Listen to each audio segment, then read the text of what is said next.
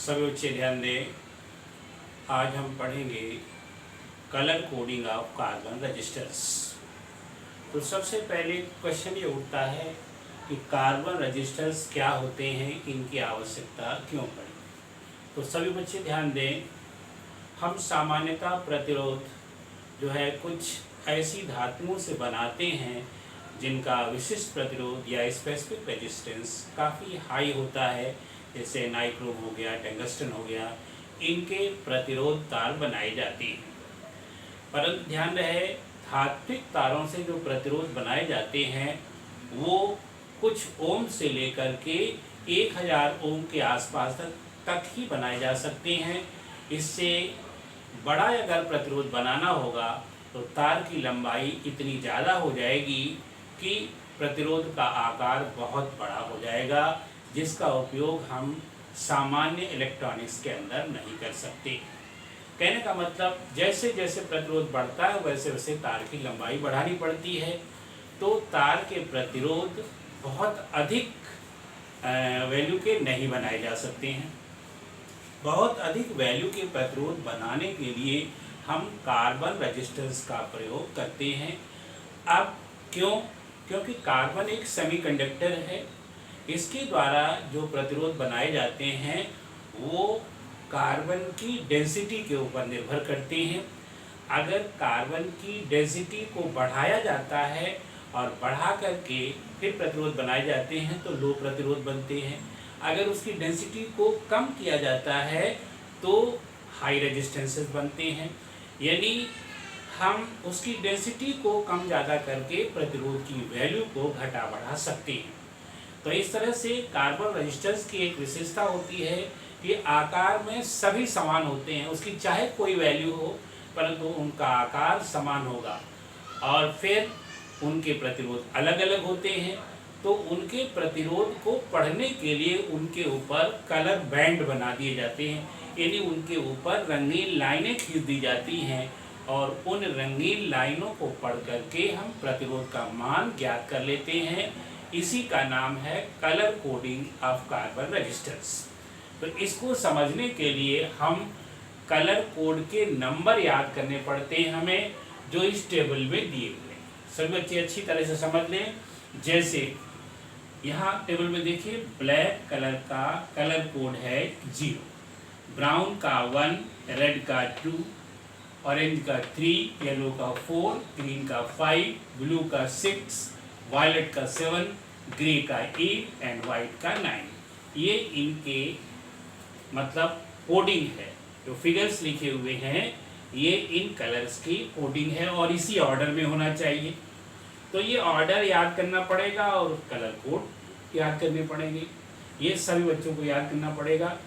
इसके बाद जो कार्बन रजिस्टर्स होते हैं उनकी एग्जैक्ट वैल्यू नहीं निकल पाती, कभी कभी उनमें थोड़ी कम ज़्यादा वैल्यू निकलती है, उसको टॉलरेंस बोलते हैं। यानी जो प्रतिरोध हम बनाएंगे उसमें कितनी गलती हो सकती है, कितनी अशुद्धि हो सकती है, उसका नाम टॉलरेंस रखा गया है। वो टॉलरेंस जो है वो भी कलर कोडिंग होती है और उसके लिए 3 तरह के बैंड हैं, gold band, silver band and no band, यानी नो कलर बैंड ये होता है।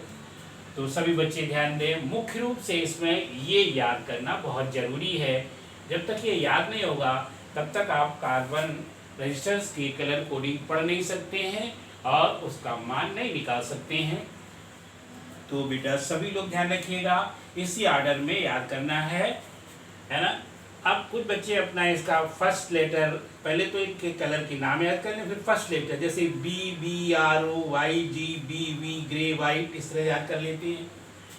या फिर कुछ बुक्स में इस तरह का मतलब जो है एक सेंटेंस दिया हुआ है, इस सेंटेंस को पढ़ करके याद कर लेते हैं। जैसे BB Roy great boy very good wife. ध्यान रहे, इस सेंटेंस का कोई लिटरल मीनिंग नहीं है। क्यों? यहाँ देखिए ग्रेट बॉय लिखा है, यहाँ वेरी गुड वाइफ लिखा है। तो सेंटेंस का कोई अर्थ नहीं है, केवल याद करने के लिए सेंटेंस बनाया गया है। ताकि देखिए BB लिखा हुआ है तो 01 कलर कोडिंग वही दी हुई है। रॉय ROY जो है ना, इनके कलर कोडिंग है ग्रेट बॉय, है ना। यहाँ पर सिंगल लेटर से, यहाँ पर ये वर्ड्स लिखे हुए उनका फर्स्ट लेटर ले लिया गया है और इस तरह से कलर कोडिंग याद कर लेते हैं। बेटा सभी लोग ध्यान दीजिए, इसका मतलब है कि कार्बन रजिस्टर्स की कलर कोडिंग पढ़ने के लिए ये कोड याद करना बहुत जरूरी है। अब हम आपको, ये बिल्कुल प्रैक्टिकल चैप्टर है, या ये जो टॉपिक ले रहे हैं वो बिल्कुल प्रैक्टिकल टॉपिक है। अगर आप ध्यान से सुन लेंगे, समझ लेंगे, तो केवल कोडिंग याद करनी पड़ेगी, बाकी रजिस्टर्स की वैल्यू निकालना बिल्कुल इजी हो जाएगा। इधर ध्यान दीजिए, यहाँ पर ये इस तरह से कार्बन रजिस्टर्स बने होते हैं, सिलिंड्रिकल बने होते हैं, दोनों तरफ एक एक इलेक्ट्रोड लगा होता है ये, और बीच में कार्बन पाउडर भरा होता है जिसके कारण इसमें रेजिस्टेंस होता है। इसके अंदर ही देखिए कलर कोडिंग दिखाई गई, 4 बैंड लगे हुए हैं। पहला A band, B band, C band, D band. ध्यान रहे ABCD कुछ लिखा नहीं होता, ये केवल याद करने के लिए मैंने लिख दिया है। पहले बैंड ये ए है, बी है, सी है, डी। अब यहाँ पर ए का मतलब जो है, ए बैंड के लिए जो फिगर है, जो कलर कोड है वही लिख दिया जाएगा। बी बैंड के लिए फिगर यानी कलर कोड का फिगर लिख दिया जाता है। सी बैंड जो थर्ड बैंड है वो मल्टीप्लायर, यहाँ पर मल्ट केवल हमने लिख दिया, ये मल्टीप्लायर बैंड है, यानी इसका कलर कोड जो होगा वो 10 की पावर चढ़ाकर लिखा जाएगा। फिर से एक बात ध्यान दें, ये वही फिगर लिखेंगे, सेकंड वही लिखेंगे, थर्ड बैंड का जो कलर होगा उसका कोड 10 के ऊपर पावर चढ़ा दी जाएगी। टॉलरेंस बैंड जो होता है, इसका जो भी कलर होगा, मैंने कहा इसमें केवल 3 ही होंगे, गोल्ड, सिल्वर या नो, कोई कलर ही नहीं होगा। अगर गोल्ड होगा तो 5% की एरर, और सिल्वर होगा तो 10% की एरर, और कोई कलर नहीं है तो 20% की एरर होगी। तो इस तरह से हर कार्बन रजिस्टर में 4 बैंड बने होते हैं। यानी पहले 3 बैंड पास होते हैं और चौथा बैंड थोड़ा उससे हट कर बनाया जाता है। अब यहाँ पर देखिए कैसे पढ़ा जाएगा, ये आपको समझना है।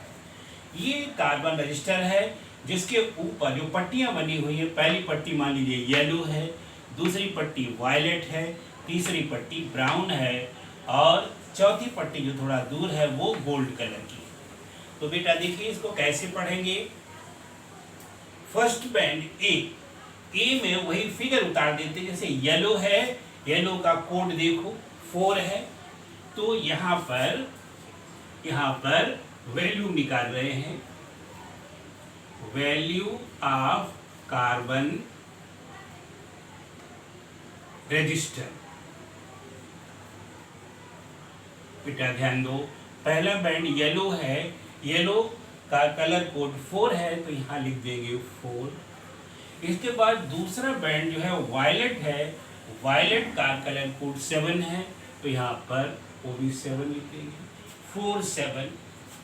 बेटा इधर ध्यान दो। इसके बाद तीसरा बैंड ब्राउन है, तो ब्राउन इसका मल्टीप्लायर होता है, यानी इंटू 10⁻⁴ ब्राउन ये है, ब्राउन का कलर कोड 1 है, तो 10 के ऊपर 1 की पावर लगा देंगे, ये हो गया। अब जब इसको सॉल्व करेंगे इतने ओम, यहाँ पर ये हो गया बेटा 47, और ये 10⁻⁴, तो ये हो गया 470 ओम, है ना, वैल्यू ऑफ कार्बन। ये तो 3 बैंड देख करके। अब टॉलरेंस, अब बेटा इधर ध्यान दो, टॉलरेंस यानी इसमें अशुद्धि कितनी हो सकती है, तो टॉलरेंस यहाँ पर कौन सा कलर है, गोल्ड, गोल्ड यानी 5%, तो टॉलरेंस हो गई आपकी ±5%, है ना। तो अब इसकी actual value, therefore actual value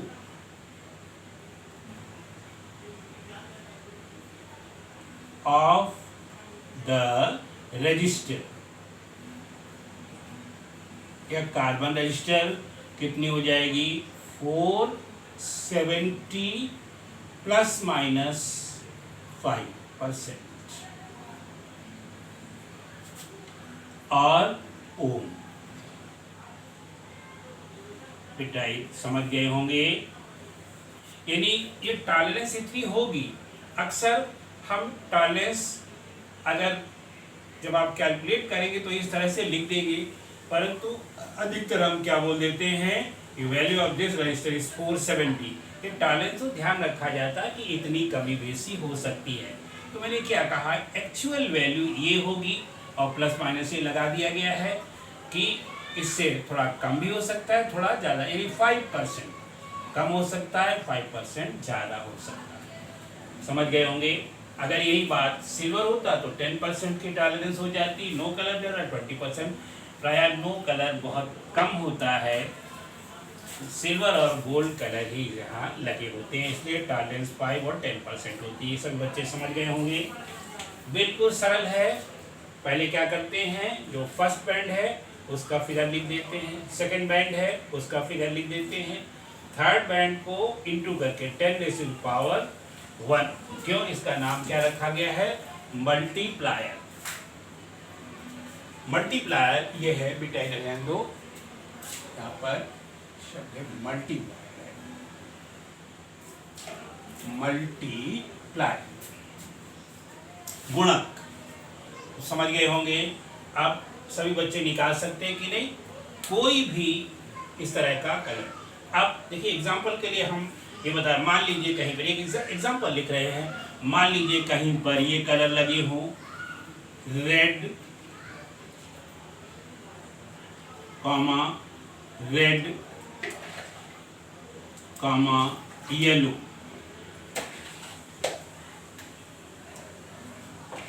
है ना। और इसके बाद टॉलरेंस की बात हम यहाँ नहीं करते हैं, केवल 3 बैंड की करते हैं। टॉलरेंस अगर चाहें तो हम यहाँ पर टॉलरेंस के लिए गोल्ड ही लिख देते हैं। तो अब देखिए, अगर इसकी वैल्यू हम निकालना चाहें तो रेड के लिए क्या लिखेंगे, 2, इस रेड के लिए 2, यानी इसकी वैल्यू क्या हो जाएगी, 2 एंड येलो इंटू 10⁻⁴, यानी येलो का कोड जो है वो 4 है, तो 10⁻⁴, यानी इसकी वैल्यू हो जाएगी 2 और 4 zeros 1 2 3 4। तो आप ध्यान दीजिए, इकाई, दहाई, सैकड़ा, हजार, 10,000, लाख ये लिखा है ना। तो अब इसको हम तो इस तरह से पढ़ देते हैं, और नहीं तो हम क्या करते हैं, 3 0 छोड़ देते हैं यहाँ ऐसे। ये ओम लिखा हुआ है, इसको लिखते हैं 220 के ओम, किलो ओम, क्या हो जाए, के ओम या किलो ओम, है ना बेटा। टॉलरेंस को ध्यान रखें, ये टॉलरेंस कितनी है यहाँ पर, 5%। लिखना या समझना, मैंने समझा दिया कि जैसे जो पहले 2 बैंड होते हैं उनके फिगर्स उतार देते हैं, तीसरे बैंड को 10 की पावर लगाते हैं, और ये देखिए 2 10⁻⁴, और इस तरह से 3 0 छोड़ दिए, 220 के ओम, यहाँ पर किलो होता है ना, तो इसलिए के ओम हो गया। तो इस तरह से कार्बन रजिस्टर्स को पढ़ा जाता है। सभी बच्चे समझ गए होंगे, समझकर इसको याद कर लें, और अगर मिल जाए तो कार्बन रजिस्टर पढ़ने का प्रयास भी करेंगे।